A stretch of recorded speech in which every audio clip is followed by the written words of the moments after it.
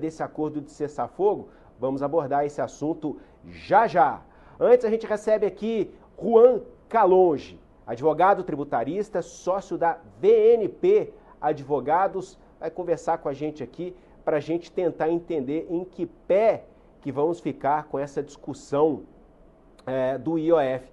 Juan, vamos tentar entender aqui essa alta do IOF e até que ponto ou até onde pode ir o Congresso Nacional, até onde pode ir o governo federal quando há uma deliberação sobre o que deve subir do IOF, o que deve permanecer ou onde pode ser cortado, porque a gente sabe que tributo ele envolve um conjunto de decisões aqui no país que tem os atores ali do setor econômico do governo, o próprio presidente, o principal do campo econômico é o ministro da Fazenda, entre outros protagonistas dessa história, mas a gente deve ter também a participação do Congresso Nacional. Qual é o instrumento legislativo adequado? Um decreto pode ser um instrumento necessário ou um instrumento para que se tome essa decisão? Não, tem que ser um projeto de lei. Quem deve enviar esse projeto de lei é o governo ou pode nascer ali dentro de uma das casas? Por que o governo elegeu o IOF para promover esse aumento na arrecadação? Conta tudo para a gente, Juan. Boa tarde. Bom, boa tarde a todos, Jesus. Bom, a pergunta é bem complexa, né? Depende do cenário que o Brasil vive hoje. Tem uma discussão muito grande sobre o IOF. O IOF é um imposto que ele tem a função de arrecadação, ou ele é um imposto que você tem que regular alguns setores da economia brasileira? Então, esse foi o primeiro ponto de discussão, porque o governo brasileiro ele se utilizou do decreto para aumentar a arrecadação do IOF, porque o Brasil precisava tampar e obter algumas receitas extras, já que previa algumas reduções de impostos, isenção de imposto de renda para o pessoal que ganha R$5.000. Então, assim, o governo entendeu que, de acordo com a Constituição Federal, o IOF ele estaria autorizado, o governo, o Poder Executivo, a aumentar as alíquotas do IOF sem muita discussão, já que a Constituição Federal diz que aumentos da alíquota do IOF podem ser feitas via um decreto federal. E aí veio o primeiro decreto, né, em 11 de maio, depois veio um outro em 22 de maio, depois veio outro em 23 de maio, e outro depois em 11 de junho, tentando amenizar um pouco a situação, porque a medida do governo federal foi muito mal recebida, né, pelos setores produtivos, pelo setor financeiro, e aí houve uma pressão muito grande para que o governo se mexesse e alterasse um pouco. E a relação hoje entre Congresso Nacional e Poder Executivo é uma relação que a questão tributária está um pouco, como é que a gente pode dizer? Ela está um pouco cansativa, né? Ela está um pouco exaurida já, porque é um discurso muito fácil dizer que o Brasil está aumentando imposto, então que qualquer imposto então agora não deve mais ser aumentado. Mas a gente não pode esquecer que o Congresso Nacional, esse mesmo Congresso Nacional, no começo do ano passado e no ano retrasado, aprovou a reforma tributária, aprovou a tributação do come-cotas, dos fundos fechados e fundos abertos, tributou as offshores de pessoas físicas detidas no exterior. Então, houve sim algumas medidas que o Congresso Nacional auxiliou o governo federal.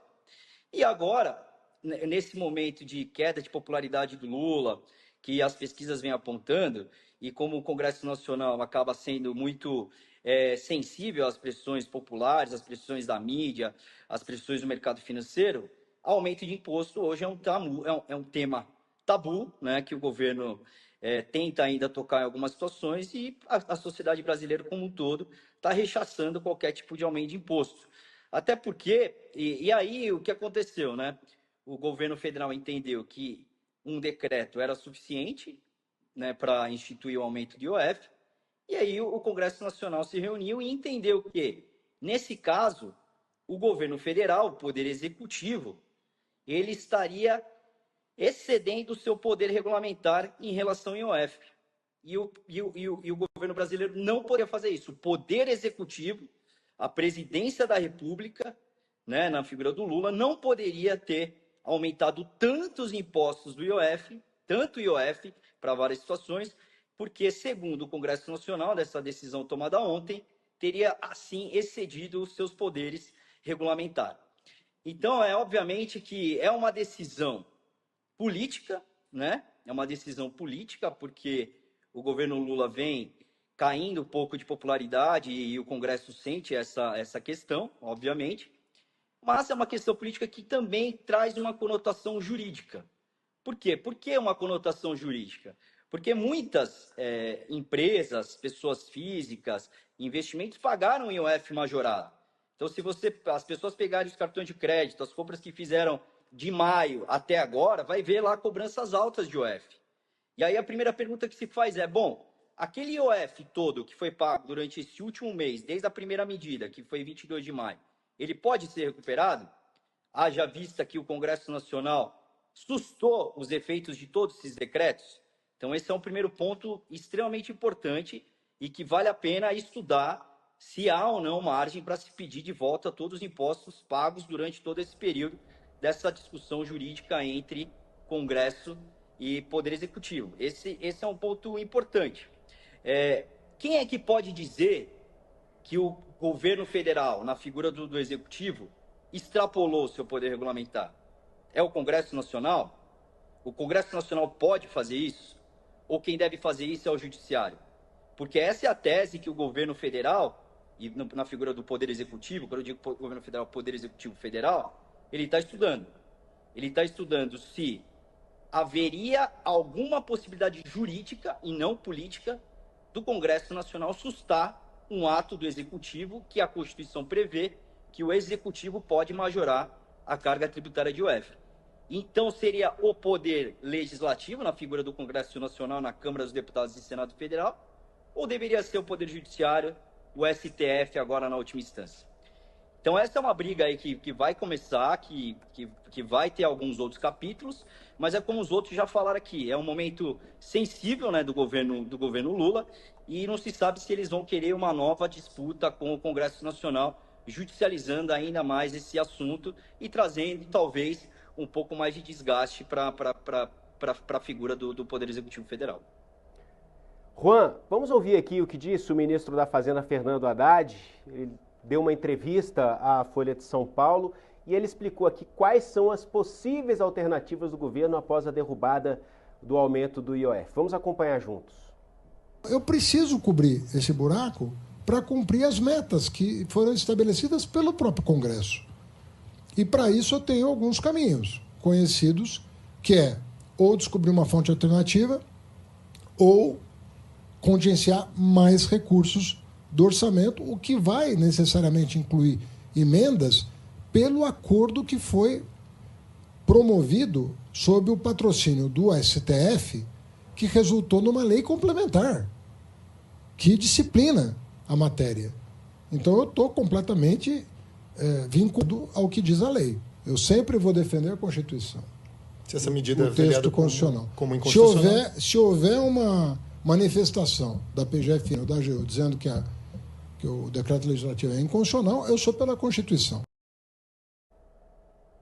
Bom, ainda hoje a gente vai falar aqui, né, Juan, sobre essa possível judicialização no STF, mas eu queria abordar especificamente com você o que está ao alcance do governo federal neste momento e que pode ou tem uma chance menor de esbarrar num obstáculo, numa oposição do Congresso Nacional. Quais são os instrumentos que o governo tem neste momento para aumentar a arrecadação e como ele poderia diminuir os gastos para equilibrar essas contas? Afinal de contas, a gente está falando aqui, qual é a fonte de arrecadação do governo? É a tributação, né? Não tem outro caminho, né? Então, o que a oposição, por exemplo, cobra do governo? Vai cortar os gastos, não vai aumentar a arrecadação. O que está ao alcance do governo neste momento, na sua avaliação? Tem algum outro tributo? A questão dos benefícios fiscais, que segundo Haddad pode ficar para o segundo semestre, um outro projeto que provavelmente vai encontrar também uma forte resistência de determinados setores econômicos e do próprio Congresso Nacional. Ou seja, não tem muito para onde o governo correr nesse momento, né? A tarefa do ministro Haddad é ingrata, né? A gente está num momento de gastos altos, né, que vem crescendo em relação ao PIB, né? E as fontes de arrecadação que um governo tem, você mesmo falou, a arrecadação tributária é a principal fonte de arrecadação que um governo tem. E algumas medidas ele conseguiu aprovar e conseguiu obter algumas receitas extras para aumentar o seu superávit, aumentar o superávit primário do Brasil. Mas, nesse momento atual, tem uma MP, né? MP 1303, que o governo está tentando selecionar alguns setores da economia, que se ele não conseguir realmente obter esse aumento de arrecadação extra via IOF, ele poderia obter de outras formas. A questão da discussão do gasto versus a arrecadação, então é uma discussão complexa, né? A oposição entende que dá para cortar um monte de coisa e o governo federal entende que está difícil cortar e que algumas matérias que eles gostariam de cortar os gastos, como super salários, né? Inclusive do judiciário, que tem muito falado, não tem tido tanto apoio das bases, que hoje não são tão bases do governo, como a gente tem visto nas derrotas recentes do governo. Então, o ministro Haddad, ele está, de certa forma, com as mãos atadas, porque ele está num momento difícil, que a cenário de dívida a longo prazo vem crescendo, tem as bandeiras que o governo Lula se elegeu, que é realmente diminuir a tributação da classe mais pobre, mas para conseguir obter e para conseguir dar esse benefício de não pagar mais imposto às pessoas pobres, ele precisa arrecadar isso de algum valor, de algum lugar.